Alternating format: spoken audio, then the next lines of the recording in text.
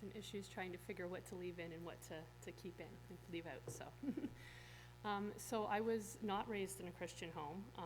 We believed in God as kids. I remember 4 years old, now I lay me down to sleep prayers, but nothing ever came out of it. We were sponsored for Christian camps when we were kids. So when I went to a Christian camp, there was a bunch of, I think now, I'm not sure if it was whether or not a salvation message that we were all, like an altar call, but back then I thought that's what it was, I guess. We were all in groups. Somebody talked, I can't even remember now if they talked, and we repeated or they just talked for us. All I can remember is everyone was crying and I had to fit in, so I had to lick my fingers and wipe my face to make sure I was crying too and I didn't look out of the loop. And then, so that was all that became of that. And then fast forward, when I was 14, my sisters were riding the bus for North Country Baptist, and they wanted me to come along. And I was like, okay, yeah, I guess, I've got nothing else to do, I'll come. And they said, well, we have a message, like a verse that we have to memorize, but you don't have to memorize it because you're not going to be there.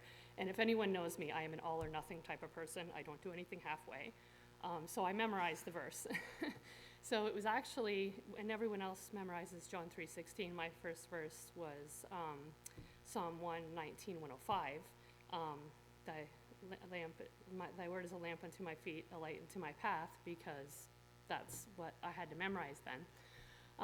So I was the one of my family that was coming a little more frequently. I would actually stay for the services, and my Sunday school teacher would drive me home.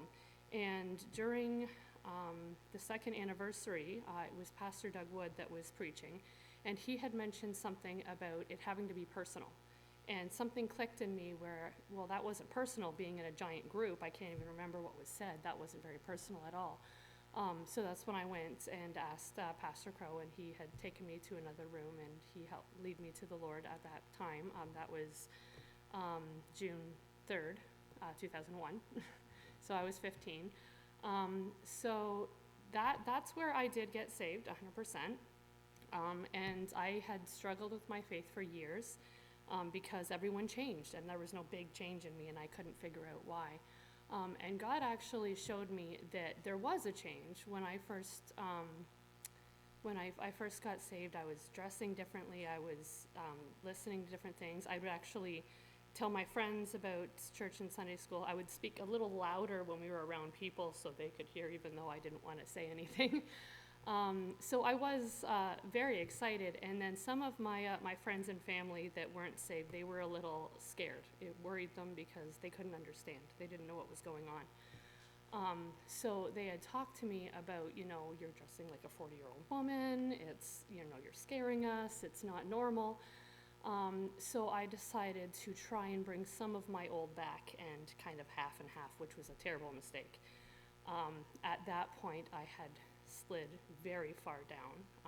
I had backslidden a lot. I was doing things that saved people or unsaved people would be ashamed of, and I fell far. We actually had left the church for a little bit for pride and miscommunication. It got to the point I wasn't going to church at all. I was in really awful way of life, and God kind of brought me back in a miraculous way.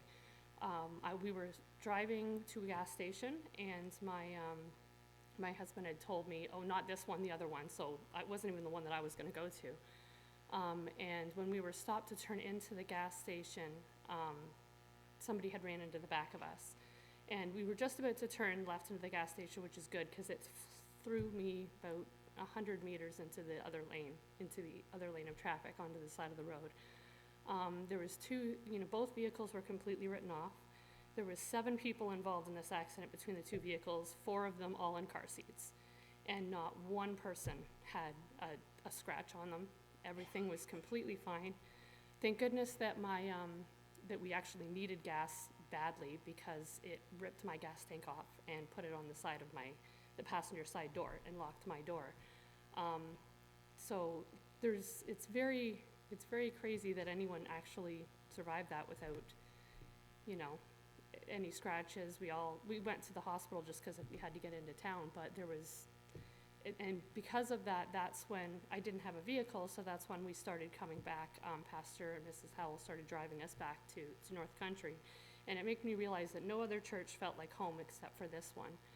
So I'm definitely glad that God did not give up on me. He did wanted me back, and I'm glad that I wasn't too far that he couldn't bring me back to where I am now.